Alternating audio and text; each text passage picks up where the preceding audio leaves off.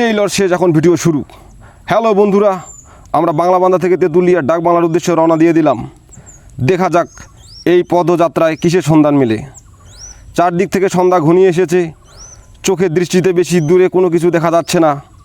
এইদিকে আমাদের তেঁতুলিয়া ডাক বাংলায় আরও অনেক কিছু দেখার বাকি রয়েছে। ঝড়ের বেগে ছুটে চলে দ্রুতগামী বাইক পথের সাথে, তখন কেন জানি নিজের কাছে সাহস আর শক্তি মেলে। সব কিছু পরিপূর্ণভাবে দেখতে না পেলেও মনের চাহিদার অনুভূতি মেটানোর জন্য অদম্য শক্তি আর সাহস নিয়ে ছুটে চলেছি তেঁতুলিয়া ডাক বাংলার দিকে।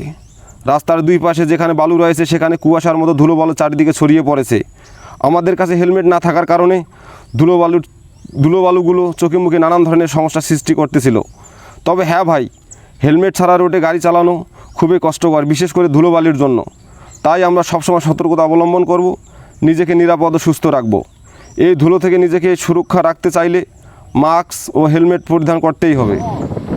আমরা যখন তেঁতুলিয়া ডাক বাংলায় প্রবেশ করি, শুরুতে গীতার হাতে মাটির মূর্তিটিকে দেখে এক অসাধারণ অনুভূতি মনে হলো। প্রকৃতির কিছু কিছু পরিবর্তন মানুষ করেছে, আবার কিছু কিছু পরিবর্তন প্রকৃতির মাঝে সীমাবদ্ধ রয়েছে, যেটা দেখতে দারুণ লাগতেছিল। আমরা চারদিকে ঘুরে বেড়াচ্ছিলাম। আশেপাশে প্রকৃতিটা সাজানো গুছানো দেখে মনের ভিতর প্রশান্তি আর সুখের অনুভূতি হচ্ছিল। মাঝে মধ্যে কিছু বিখ্যাত গাছও দেখতে পাচ্ছিলাম, যেগুলো দেখে মনে একটা আলাদা প্রশান্তি পাচ্ছি। আমাদের হাতে সময় সীমিত থাকার কারণে আমরা ছুটে চলেছি চারদিকে পরিবেশটা দেখব বলে।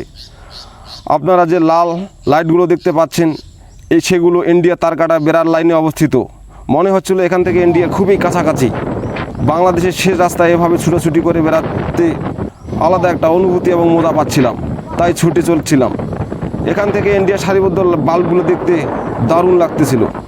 আমরা যে রাস্তায় ছুটে চলেছি সেই রাস্তার পাশে বাংলাদেশ ইন্ডিয়া বর্ডারের মাঝখানে একটা নদীর ওপারে লালচে বাল্ব জল করে জ্বলতেছিল। সেই আলোয় নদীর রূপ যেন অপূর্ব মায়ায় ফুটে উঠেছে। শেষে আমরা সুন্দর একটা স্থানে গিয়ে ঝালমুড়ি খাওয়ার জন্য হালকা বিরতি দিলাম। এই সুযোগে আমি তেঁতুলিয়া লাভ রিয়েক্টে একটু সিনেমাটিক অ্যাকশন দিলাম, কিন্তু অন্ধকারের কারণে কাজটি সম্পূর্ণ করতে পারলাম না। ক্যামেরাম্যান আমার স্থান পরিবর্তন করতে বলল, আমি স্থানটা পরিবর্তন করলাম।